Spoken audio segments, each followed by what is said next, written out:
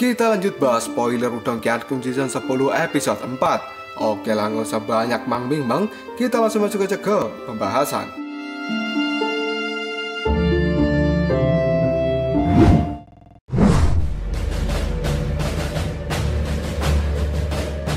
Suara gemuruh yang sangat menakutkan terdengar oleh banyak orang. Sementara itu, awan badai yang ada di langit pada saat ini mulai berkumpul, dan kilatan petir yang dalam juga telah melonjak. Hal itu tampak seperti seolah-olah kiamat sudah mendekat. Awan badai yang tercipta sekarang telah menutupi radius 100 kaki di tempat ini, sementara kekuatannya mengamuk tergambar jelas di dalamnya. Hal itu membuat para individu yang telah mencapai nirwana kelima, wajah mereka terlihat sangat pucat, karena mereka sebenarnya bisa merasakan kekuatan penghancur yang berada di dalam awan gelap itu. Jika mereka mengerahkan seluruh pertahanan yang mereka miliki, pasti itu akan sia-sia saja. Yang kemudian mereka pun berkata, ini adalah kesengsaraan yang bertumpuk. Lindong, apakah dia sebenarnya berencana untuk menahan 3 kesengsaraan petir dan angin secara bersamaan? Orang ini benar-benar gila loh. Dan semua orang yang ada di tempat ini berpikir tidak ada satupun orang yang normal yang akan berani melakukan prestasi seperti yang dilakukan oleh Lindong. Dan tentu saja orang biasa tidak akan memiliki kesempatan untuk melakukan tindakan yang dilakukan Lindong saat ini, karena jumlah energi mental yang dibutuhkan untuk memanggil 3 kesengsaraan petir dan angin secara bersamaan itu adalah energi yang sangat menakutkan. Karena dalam kata lain, seseorang harus benar-benar bisa menekan energi mental yang ada di dalam tubuhnya. Hal itu jangan sampai ada sedikit pun kebocoran, yang kemudian jika saatnya telah tiba, maka hal itu akan cukup dipakai untuk memanggil 3 kesengsaraan petir dan angin sekaligus. Yang sebenarnya kekuatan seperti itu sangat mirip dengan Gunung Merapi yang akan segera meledak.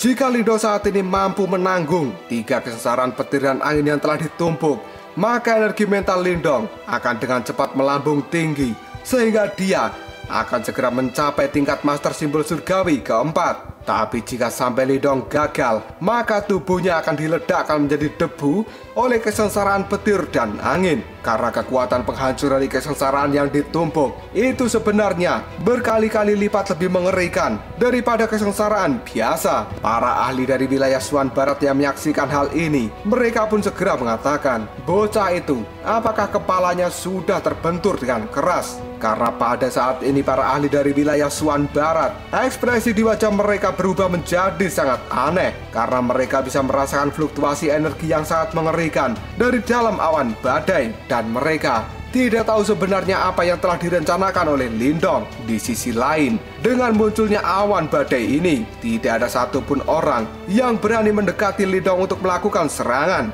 Karena jika sampai hal itu dilakukan, maka awan badai yang ada di langit akan segera mengeluarkan sambaran petir yang besar, dan hal itu akan segera menyambar seseorang yang berani mendekati Lindong hingga tubuhnya diledakkan menjadi debu. Chang Wei pada saat ini hanya bisa mengerutkan keningnya dalam-dalamnya, kemudian dia berkata, sebenarnya apa yang dia coba lakukan? Seperti kata pepatah, pasti ada alasan yang aneh di balik sesuatu yang abnormal, dan Lindong pasti memiliki alasan untuk melakukan hal ini. Tapi sebenarnya tujuan akhirnya untuk apa? Bahkan semua orang yang ada di tempat ini juga tidak mengerti dengan tujuan Lindong itu. Chang Wei pun segera melihat pada Chow Yu yang ada di depannya, yang pada saat ini sudah memiliki ekspresi yang sangat suram. Karena Chang Wei tahu bahwa Chow Yu sebenarnya merasa tidak nyaman dengan apa yang dilakukan oleh Lindong.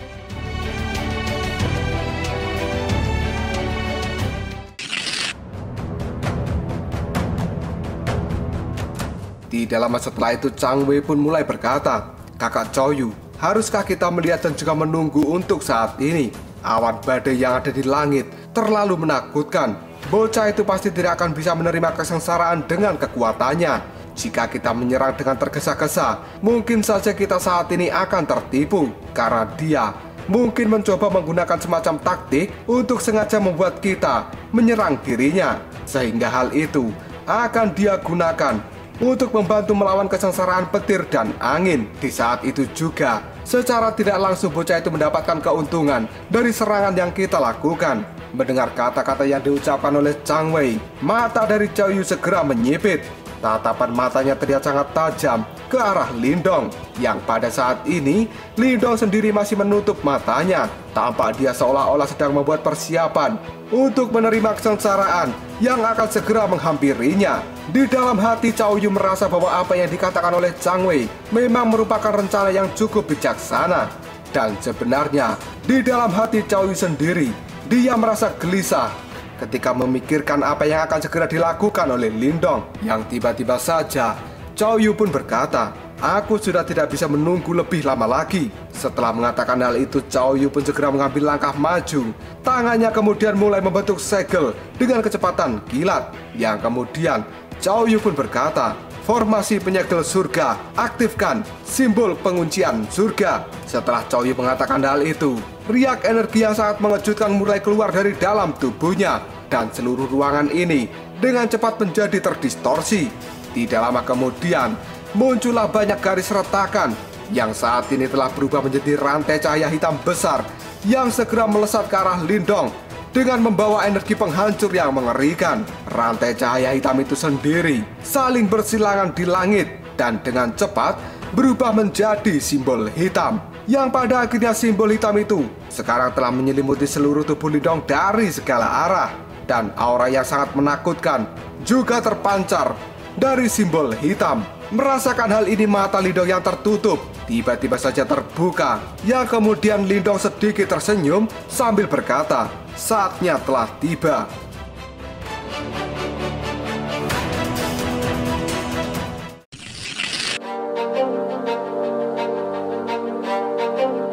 Simbol hitam yang sangat besar pada saat ini telah terbang ke wilayah awan badai petir yang ada di atas Lindong. Namun pada saat simbol itu telah berada dalam radius 10 kaki dari Lindong, awan badai yang ada di atasnya tiba-tiba saja mengepul dan langit tiba-tiba bergetar. 1 detik kemudian, kilatan petir segera dikeluarkan. Hal itu kemudian berubah menjadi sambaran petir yang sangat mengerikan, yang pada saat ini tidak terhitung jumlahnya, dan langsung menyambar simbol hitam yang telah dikirimkan oleh Cao Yu, yang pada akhirnya dar, simbol hitam itu pun meledak.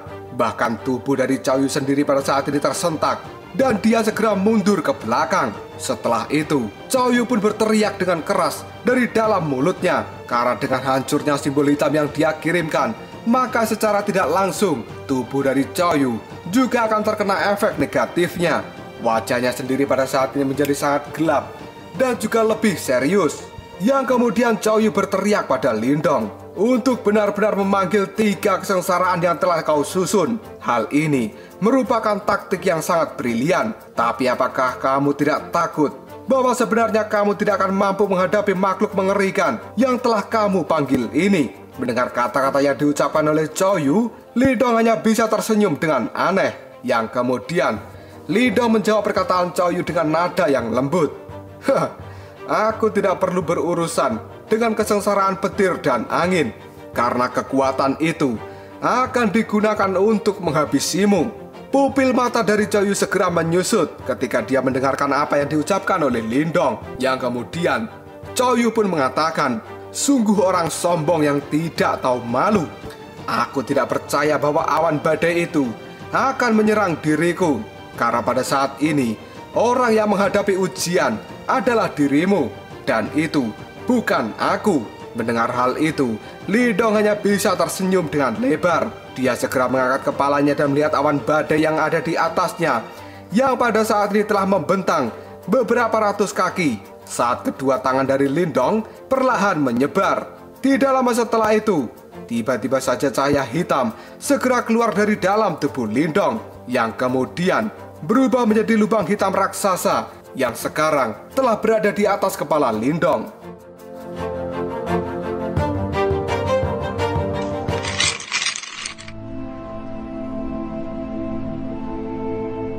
Sebuah kekuatan yang unik sekarang telah dikeluarkan dari lubang hitam yang ada di atas kepala Lindong. Dan tiba-tiba saja, awan badai yang ada di langit sekarang telah menyusut.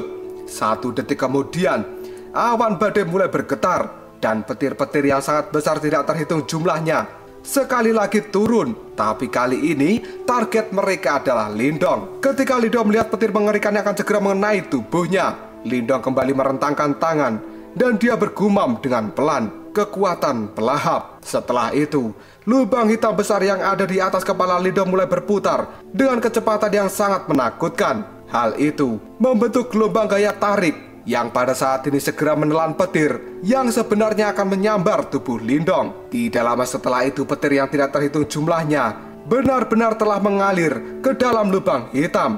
Namun hal itu tidak membuat ledakan apapun, dan yang terdengar hanyalah suara gemuruh yang sangat keras yang dipancarkan dari dalam lubang hitam. Sementara Lindong yang ada di bawah lubang hitam itu sendiri, tubuhnya tidak terluka sama sekali. Semua orang yang melihatnya benar-benar sangat tercengang, karena tidak ada satupun dari mereka yang bisa menyangka bahwa sebenarnya Lindong mampu menerima kesengsaraan petir angin yang sangat menakutkan itu. Ketika melihat hal ini, Zhang Wei yang ada di belakang Cao Yu tiba-tiba berkata, "Kakak Cao Yu, situasinya pada saat ini memburuk. Kita harus segera memanggil kakak senior Motong dan juga yang lainnya yang pada saat ini sedang berjaga di luar ruangan ini." Wajah Cao Yu sendiri terlihat sangat gelap, tapi tatapan matanya masih terkunci pada Lindong yang pada saat ini kegelisahan yang sangat besar segera muncul di dalam hati Cao Yu. Setelah dirinya merenung sejenak, tiba-tiba saja Cao Yu pun mengangguk setuju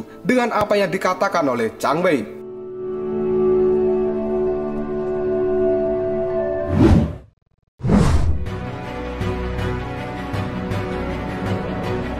Setelah mendapatkan persetujuan dari Cao Yu, Zhang Wei buru-buru mengeluarkan bola ringan dari dalam tas Qiankunnya. Setelah itu, dia pun menghancurkan bola itu, dan cahaya keemasan segera dikirim keluar yang kemudian menembus ruang dimensi.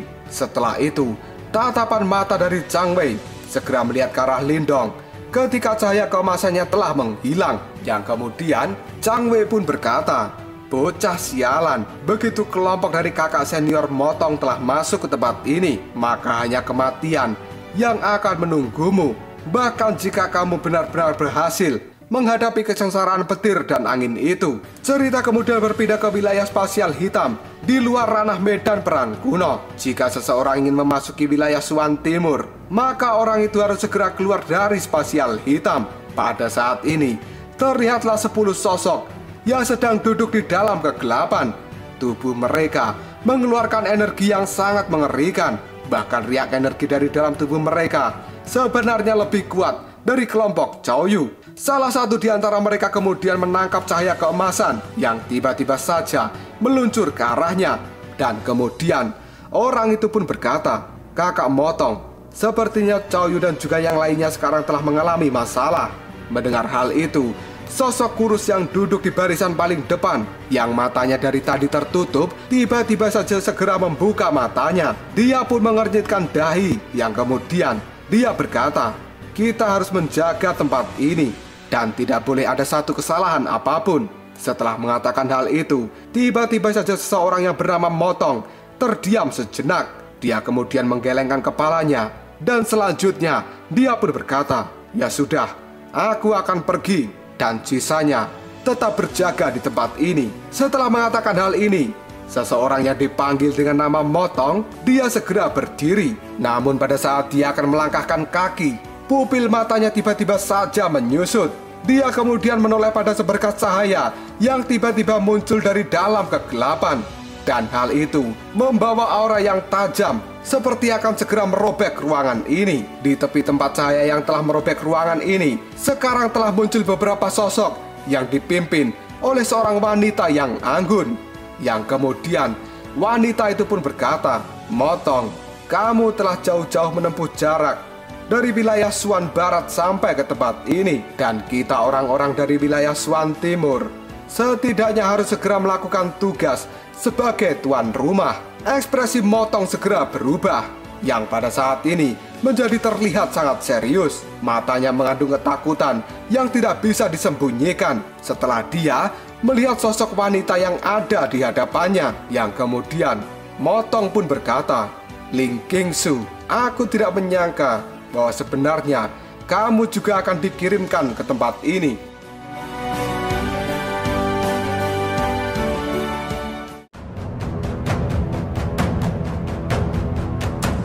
Lalu apakah yang akan terjadi selanjutnya?